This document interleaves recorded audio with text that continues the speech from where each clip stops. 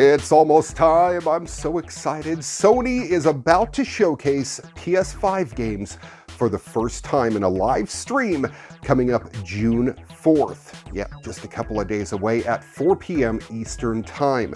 It follows a recent report that Sony was set to pull back the curtain on some next-generation titles next week. Now, the stream, which will run on Twitch and YouTube, will last just over an hour. Studios, both larger and smaller, those newer and those more established, all have been hard at work developing games that will showcase the potential of the hardware. So the company may delve into a wide range of games on Thursday. While some publishers have offered peeks at next-generation gameplay, including titles that'll hit PS5, Sony hasn't actually shown off any exclusive titles as of yet. It looks like that's about to change, however. Perhaps there'll finally be a tease of the PS5's appearance during the event too.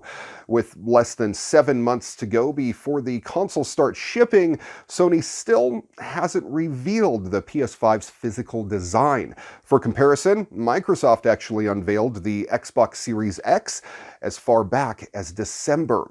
However, Ryan noted that this is part of a series of PS5 events, and Sony has much more to share, so you might need to wait a bit longer to get your eyes on what the console itself actually looks like. Uber is trying everything it can right now to keep its business rolling. It's had a hard time through this lockdown too, and Uber is now letting passengers use its service on an hourly basis. That's right, the ride-hailing company announced recently a new feature called Hourly Booking that lets you schedule a trip for $50 an hour for up to 7 hours at a time. Now, typically people hail an Uber when they need to get from one place to another, but Uber says with hourly bookings, customers can do several errands or take an excursion. There are some caveats, however, like no rides to and from airports, and no trips outside of a city service area. We're launching Hourly to provide riders a more convenient way to get things done.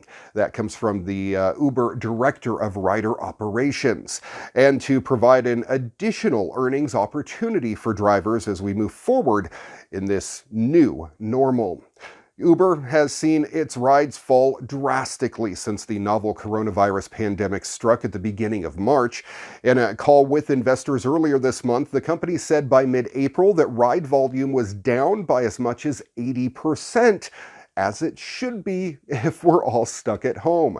To cope with this, Uber has been looking at new ways to turn a profit and save money. It's been focusing on its Uber Eats delivery service, which has actually gone up in popularity, got rid of its scooter and bike rental business, and has laid off thousands of employees. What's going to happen next? Well, only time will tell.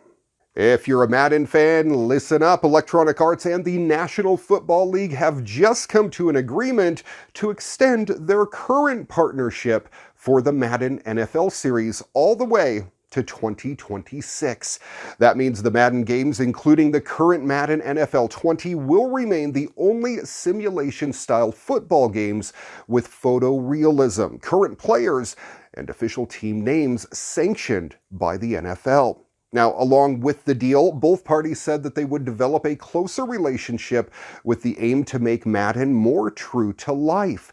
This partnership will also focus on design, visualization, and development innovations to grow and deepen the world of Madden NFL, impacting how it plays and feels, and how players connect to the world of the NFL as it happens. That comes from Electronic Arts. EA didn't say what that would involve exactly, but as the NFLPA was also a party to the deal, it could make the games more player and fan-friendly. We have a shared vision to expand the fan base of football through interactivity, and we're thrilled to continue our strong partnership with EA Sports to bring this to life in more ways than ever, said the NFLPA's executive director. Other than the game itself, the Madden series won't have any competition for years to come. The NFL recently revived a partnership with 2K, which produces other official sports titles for the NBA, WWE, and PGA Tour, and also produced the NFL 2K franchise from '99 to 2004. However, 2K doesn't have the right to produce simulation games.